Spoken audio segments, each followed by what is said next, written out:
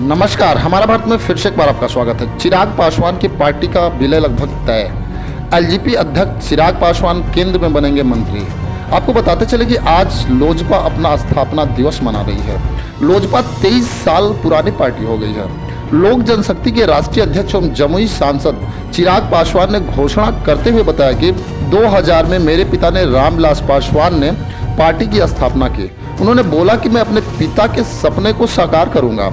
इनके द्वारा जितने भी अधूरे काम रह गए हैं मैं उनको पूरा करूंगा। उनके विचारों को घर घर और गांव गांव तक पहुंचाएगी।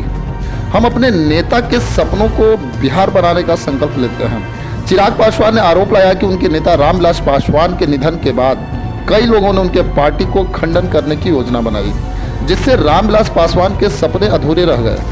लेकिन मैं उनके सपनों को अधूरा नहीं रहने दूंगा। चिराग पासवान ने यह भी बताया कि पार्टी में टूट के बाद 2 साल मेरे लिए बहुत ही संघर्षपूर्ण रहे, लेकिन एनडीए का साथ मिलने के बाद हम स्वर्गीय रामविलास पासवान के सपने को पूरा कर लेंगे। चिराग पासवान ने बताया कि हमारे पिता रामविलास पासवान 6 प्रधानमंत्रियों के साथ काम किए और जो भी जिम्मेदारी उन्हें मिली उसको बखूबी निभाया। उन्होंने नरेंद्र मोदी का धन्यवाद देते हुए बताया कि हम एनडीए के साथ हैं और साथ ही रहेंगे।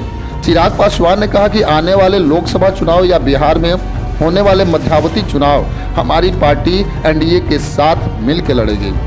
पार्टी में टूट और चुनाव चिन्ह को जब्त किए जाने पर चिराग पासवान ने कहा कि यह चुनाव आयोग की एक प्रक्रिया है, जिसमें चुनाव आयोग समय तो ले रहा है, लेकिन प्रक्रिया पूरा होने के बाद वो चुनाव चिन्ह और वो पार्टी हमें मिल जाएगी।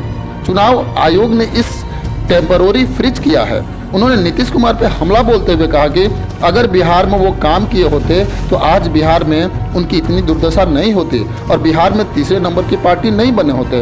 उनका काम कभी दिखता ही नहीं है, इसलिए बिहारियों को दूसरे राज्य में पलायन करना पड़ता है। चिराग पासवान ने यह भी बताया कि बिहार कुर्दी उपचुनाव के बाद हमारी पार्टी घोषणा करेगी कि कब हमें एनडीए में शामिल होना है। फिर मिलेंगे। नमस्कार।